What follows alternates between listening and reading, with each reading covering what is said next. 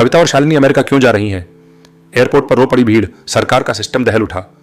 अभी अभी बड़ी खबर आ रही है, कविता भील और शालिनी भील, जिनका नाम सुनते ही सरकार के माथे पर बल पड़ जाते हैं, आज अमेरिका के लिए रवाना हो गई हैं।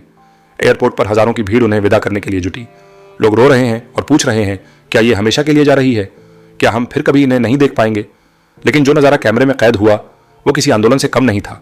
आंसुओं से भरी आंखें, नीले झंडों से सजी सड़कें और एक ऐसा सन्नाटा जिसने सरकार को भी हिला दिया है।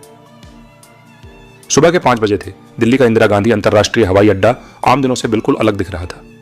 चारों तरफ पुलिस का घेरा, गुप्तचर एजेंसियों की गाड़ियां और सबसे अलग भीम आर्मी, स्टूडेंट्स, बुजुर्ग महिलाएं, छोटे बच्चे, सब कतार में खड़े थे। किसी वीआईपी के लिए नहीं, बल्कि कविता भील और शालिनी भील के लिए। कविता सफेद सूट में, शालिनी नीली साड़ी में। जैसे ही दोनों एयरपोर्ट के मुख्य गेट की ओर बढ़ी, हजारों लोगों ने जय भीम का नारा लगाया। जय भीम, संविधान जिंदाबाद।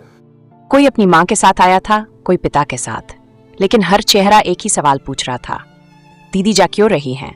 क्या हम हार गए?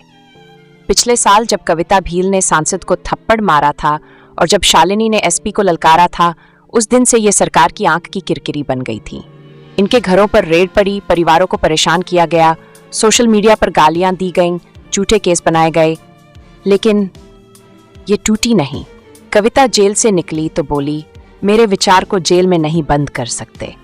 शालिनी ने कहा, मैं डरती नहीं, क्योंकि डर से कोई संविधान नहीं बचा सकता। जैसे जैसे समय बीतता गया, विदेशी मीडिया, विश्वविद्यालय, मानवाधिकार संगठन इन दोनों बहनों की लड़ाई को नोटिस करने लगे। कैलिफोर्निया विश्वविद्यालय ने कविता को बुलाया दलित महिलाओं के खिलाफ पुलिसिया हिंसा पर बोलने के लिए। MIT और हार्वर्ड ने शालिनी को न्योता भेजा, भारत में संविधान विरोधी ताकतों के खिलाफ युवाओं की भूमिका पर भाषण देने के लिए। दोनों ने एक ही बात कही, हम अमेरिका अपने सम्मान के लिए नहीं जा रहे, बल्कि उस सिस्टम को दिखाने जा रहे हैं कि भारत की बेटियां सिर्फ झुग्गी से निकलने के लिए नहीं, दुनिया बदलने के लिए जन्म लेती हैं। जैसे ही दोनों अपने अपने पासपोर्ट दिखाकर अंदर जाने लगीं, पीछे से किसी महिला की चीख आई, कविता बेटा, तुझे देख के हमें हिम्मत मिलती थी, अब हम क्या करेंगे? कविता रुकी, वापस आई, उस महिला को गले लगाया और बोली, मैं कहीं नहीं जा रही माई, बस ये लड़ाई अब इंटरनेशनल होगी और जब वापस आऊंगी तो अकेली नहीं, हजारों आवाजों को साथ लेकर आऊंगी।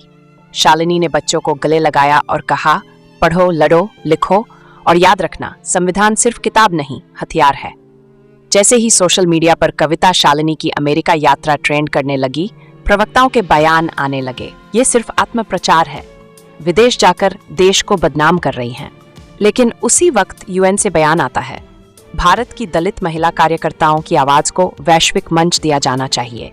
विपक्ष के नेता ट्वीट करते हैं, सरकार इन बेटियों से डर गई है, इसलिए देश छोड़ने को मजबूर किया।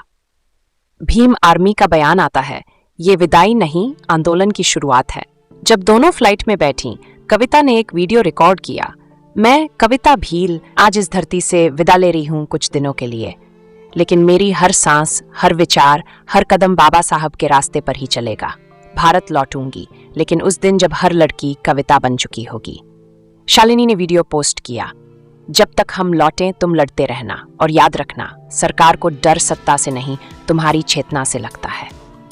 अगली सुबह व्हाट्सएप पर एक ऑडियो लीक होती है, किसी अज्ञात नेता की आवाज, अगर ये अमेरिका पहुंच गईं तो मामला UN तक जाएगा, इनकी वापसी से पहले ही हमें कुछ करना होगा।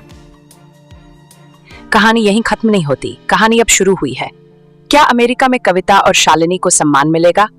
क्या भारत सरकार उनकी बात सुनने को मजबूर होगी? क्या देश की बहुजनों की बेटियां अब ग्लोबल प्लेटफॉर्म्स पर संविधान की मशाल लेकर खड़ी होंगी? या फिर क्या वापसी पर कुछ ऐसा होगा जो सब कुछ बदल देगा? अगली कड़ी में जानिए, जब कविता भील ने हार्वर्ड यूनिवर्सिटी में कहा, भारत एक लोकतंत्र है लेकिन दलितों के लिए नहीं। इस कहानी को शेयर करो, सब्सक्राइब करो और कमेंट में बताओ, क्या तुम कविता शालिनी की इस नई लड़ाई में उनके साथ हो? फिर मिलेंगे एक नई ऊर्जा के साथ। हमारा उद्देश्य दलित पिछड़ा समाज अपने अधिकार जाने, ताकि न्याय के लिए गिड़गिड़ाना न पड़े। तो हमारी वीडियो से आप क्या सीखते हैं, कमेंट करके बताएं। धन्यवाद। जय भीम।